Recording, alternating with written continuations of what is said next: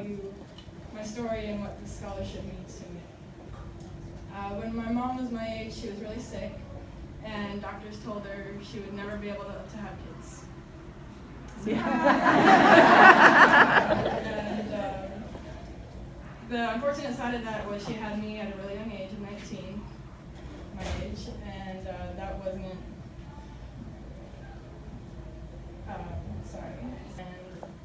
But my parents tell me stories today of the things that they did to have food on the table, to have a roof over my head, and to make sure that I had a decent education and every possible door open for me and my little sister as possible. And despite all of that, my mom still completed her degree at the University of Houston as a chemist.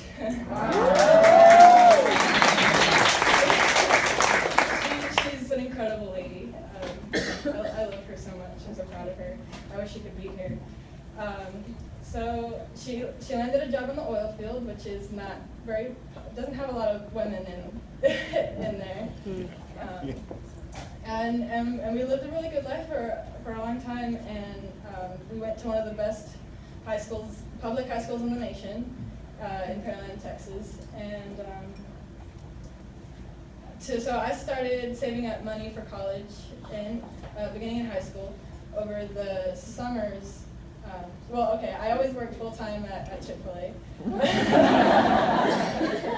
No, it's not. Not my pleasure. And over the summers, it's too dramatic to say that I worked 3 jobs, but so I would work Chick-fil-A in the morning, and then I would get home, get out of my clothes, get cleaned up, and go babysit in the afternoons. And then I also had a third income where I have a talent for Photoshop and helping with digital photography, so I would fix people's photos in the evenings when I got home. So literally all my parents got was a good morning and a good night from me, and then that was all they heard from me, especially the summer that I was doing my Gold Award project, because on the weekends I would work on that. And then oil prices dropped last year, and my mom got laid off.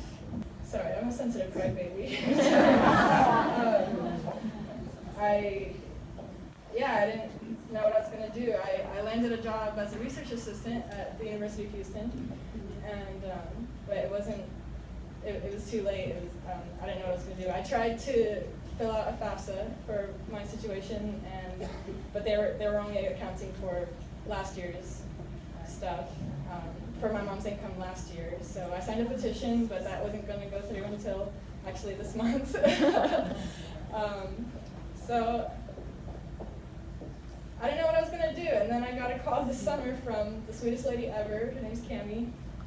She's back there somewhere. There she is. And she was like, I just wanted to congratulate you on your National Young Woman Distinction. And I kind of sat there for a second, and the first thing that came to my mind was, why? Why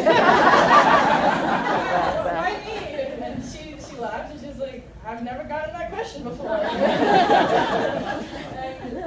And all I could muster at the time was, can I? And she was like, yes, you can cry. So I stopped. And